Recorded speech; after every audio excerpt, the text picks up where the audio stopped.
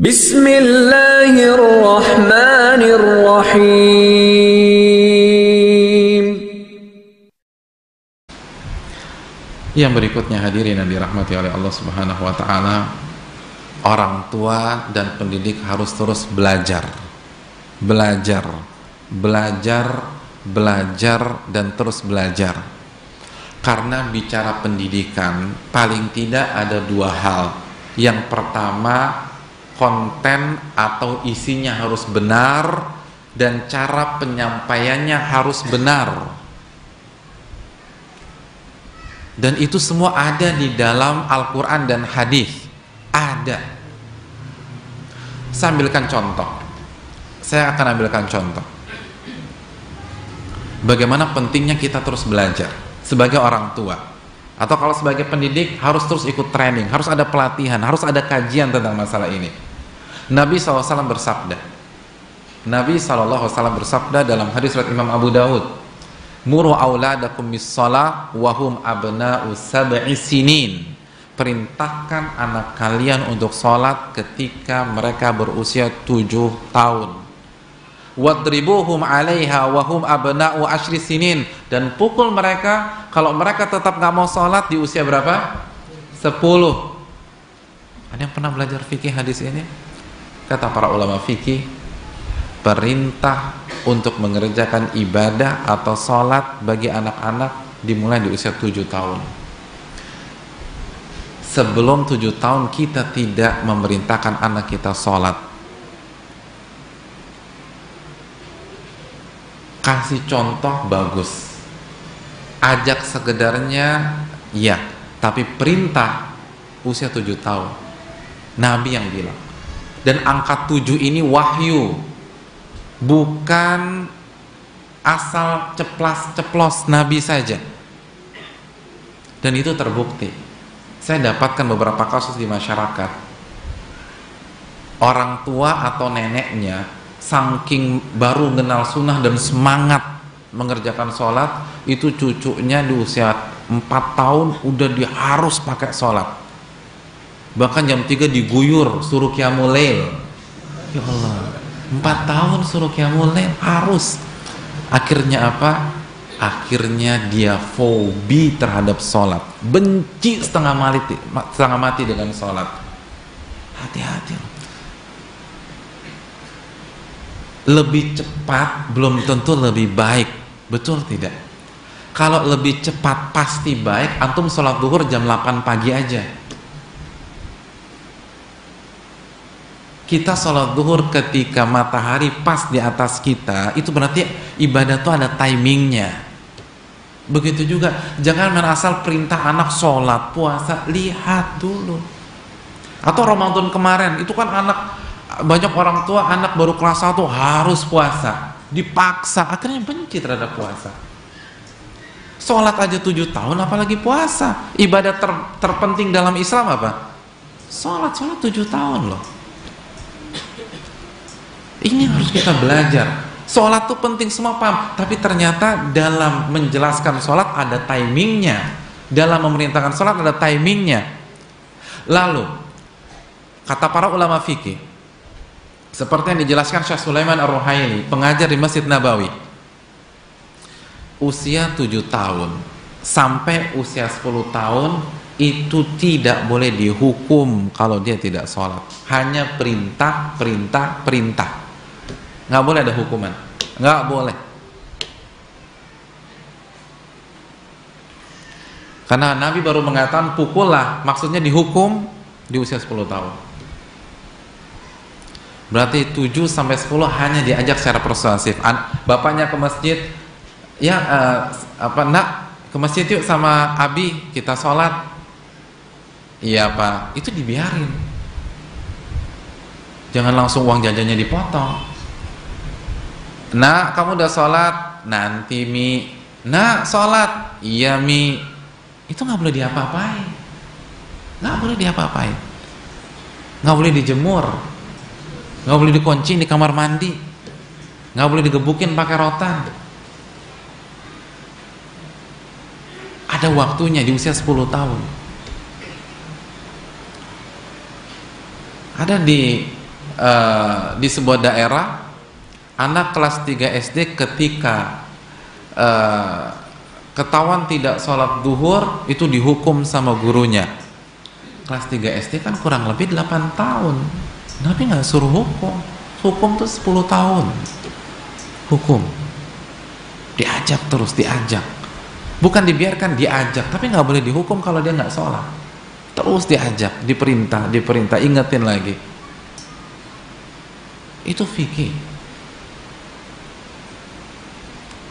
Jadi kalau sholat aja nggak boleh diapa-apain, apalagi yang lain. Apalagi yang lain.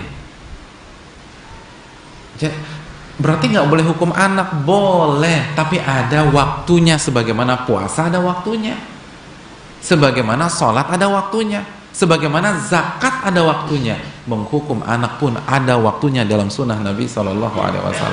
Dan caranya pun juga dijelaskan. Pukulan di situ bukan pukulan yang menyakitkan, bukan membuat gigi susu anak copot, bukan. Tapi hanya untuk mengingatkan, shock terapi, bukan bikin patah penggaris, bukan. Nah, bukan demikian. Nah, ini kan harus belajar terus kita, belajar dan terus belajar.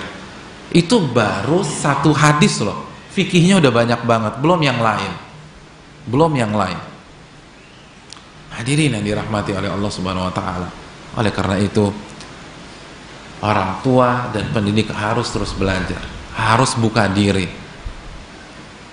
dan harus ilmiah. Jangan telan mentah-mentah sebuah teori, ada dalilnya enggak? Karena kalau teori manusia bisa benar bisa salah, tapi kalau teori Allah nggak mungkin salah. Kalau wahyu pasti benar. Dzalikal kitabul la raiba fi. Dan itu ada dalam sunnah Nabi SAW. Tinggal kita mau kaji apa tidak. Dan yang terakhir, hadirin yang dirahmati oleh Allah Subhanahu wa taala, sebelum kita buka sesi tanya jawab,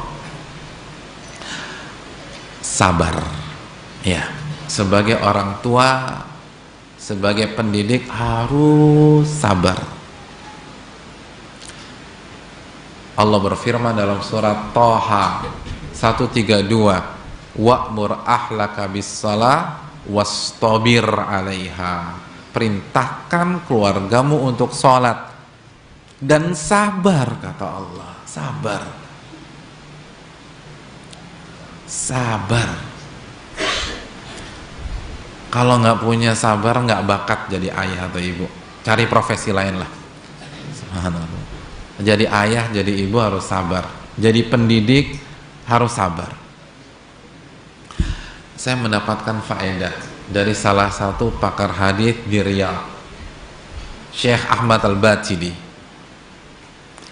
Beliau mengatakan begini, Nabi bersabda, perintahkan anak kalian di usia berapa tadi? 7 tahun. Dan pukullah kalau dia tetap nggak mau sholat di usia berapa? 10. Kata Syekh Ahmad Batili hafizahullah ta'ala, hadis ini memerintahkan kita untuk sabar, memerintahkan atau memerintah anak untuk sholat selama 5.475 kali kurang lebih. Karena usia 7 sampai usia 10 itu 3 tahun, lalu kurang lebih setahun itu 360 hari. Setiap hari kita disuruh perintahkan anak kita sholat 5 kali. Jadi setelah antum bersabar 5.475 kali kurang lebih, baru antum boleh mukul tuh anak gitu. Baru boleh mukul. Jadi nah ini kesalahan orang yang belajar sepotong-sepotong. Jadi banyak orang tua dapat hidayah, pas dapat hidayah anaknya usia 11 tahun, begitu ikut pengajian dapat hadis ini, pukullah anakmu ketika dia nggak mau sholat usia 10 tahun. Lalu dia anak di rumah, anak saya 11 tahun, begitu pulang suruh sholat isya nggak mau, digebukin tuh anak. Ini nggak benar, anak baru merintahkan sekali langsung gebukin.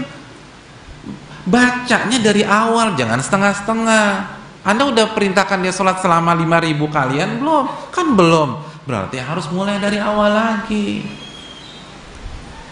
Makanya kalau orang tua sabar, kata para ulama, secara tersirat Nabi jamin dia akan sholat sebelum usia 10 tahun. Kalau sabar ya. Jadi begitu dia masuk usia 7 tahun, sholat subuh, nak sholat subuh. Iya bi. Begitu kita pulang dari masjid, dia masih tidur, bangun lagi, nak sholat nak. Iya bi. Itu nggak marah tuh, senyum, nak sholat ya. Iya bi. Nggak sholat tuh. Nanti zuhur lagi-lagi. Telepon anaknya. Jadi anak dibelikan telepon tuh bukan main game gadget, ditelepon untuk sholat. Nak sholat. Iya bi, ini lagi main nanti. Sampai jam 3, setengah 4 dia nggak sholat, asik main. Tapi terus diingetin. Nanti asarnya begitu juga. Maghribnya diingetin. Ini belum sholat nih, belum sholat. Dicuekin aja tuh abinya dicuekin. Itu hari pertama. Hari kedua gitu lagi. Dijamin sebelum usia 10 dia sholat. Ini baru 3 hari udah dikunciin, udah memar-memar tuh anak gitu loh, dicubitin paha kanan, cubitin paha kiri, cubitin pipi kanan, pipi kiri, jadi cabi begitu tuh anak, subhanallah. Ya itu ya, pantesan aja anaknya nggak sukses, orang tuanya nggak sabar 5.000-an kali. Nggak mungkin sesuatu yang baik tuh nggak mungkin instan, nggak mungkin. Nggak, semua yang instan tuh nggak ada yang bagus. Semua yang instan nggak ada yang bagus. Percaya. Mie aja kalau instan bagus nggak? Nggak bagus sudah. Semua kesuksesan tuh kerja keras. Nabi sukses 23 tahun. Begitu juga mau cetak anak yang soleh nggak mungkin. Besok ceramah dia berubah tuh nggak mungkin. Loh, bapaknya aja butuh bertahun-tahun untuk berubah. Kadang-kadang kan kita tuh realistis buat diri sendiri, idealis buat anak gitu loh. Wow, luar biasa deh. Kalau anak dapat 8 marah karena anak IPA-nya harus 9. Bapaknya dulu 6 aja udah syukuran tuh kan, subhanallah. Ini gimana sih? Sabar. Anak tuh harus sabar.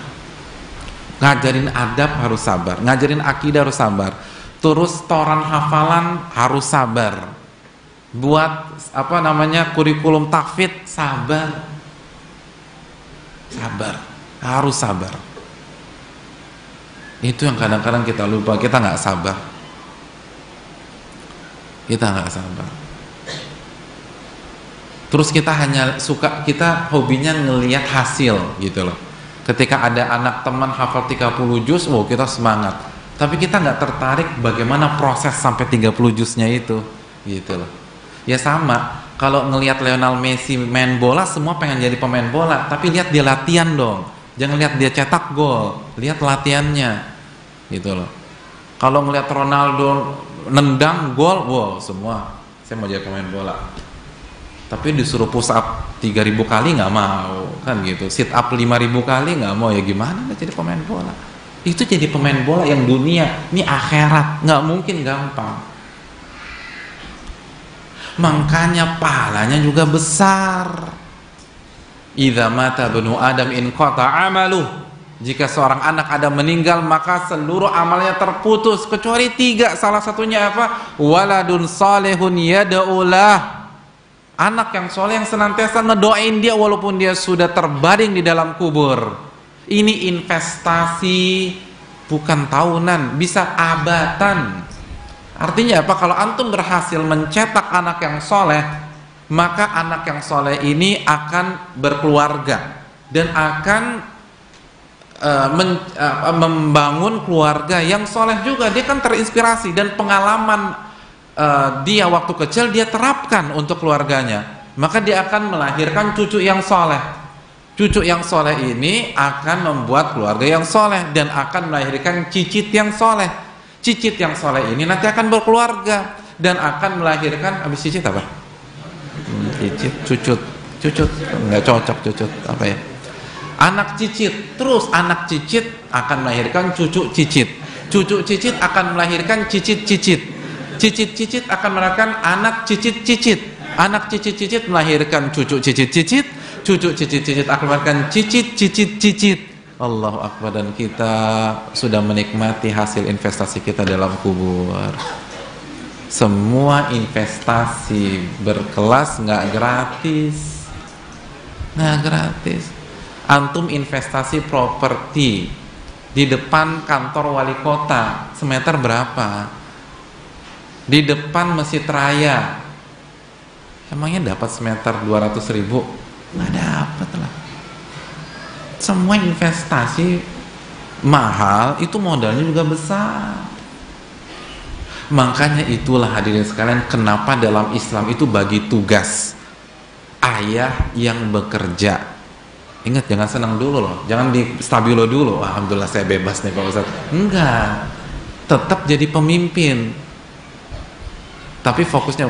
Nah, nggak boleh dua-duanya kerja, nggak bisa, demi Allah nggak bisa. Ada penelitian, salah satu psikolog nasional kata dia, tidak ada dalam sejarah superwoman itu berhasil didik anak tuh nggak ada. Itu penelitian di Indonesia. Tidak ada sejarahnya superwoman berhasil didik anak. Benar-benar didik ya, bukan nyekolahin, bukan mondokin, tapi dia didik benar-benar. Kalau dia sekolahin dia nggak arah, dia tidak berlepas tangan dan hanya mengandalkan sekolah, tapi di rumah dia didik. Karena nggak mungkin lah, orang udah capek. Dia pulang udah jadi sisa-sisa doang tuh. Mayoritas kecerdasannya, energinya dia taruh di kantor. Anaknya udah cuman capeknya, lelahnya, letihnya, dan cuma beberapa jam saja. Ibu, istri di rumah, dan di rumah tuh bukan nonton, bukan kuliner, apalagi gosip, itu belajar. Jadi harusnya istri-istri kita atau para calon istri, kalau benar-benar ingin mendapatkan anak yang soleh, itu belajarnya kayak kuliah dulu.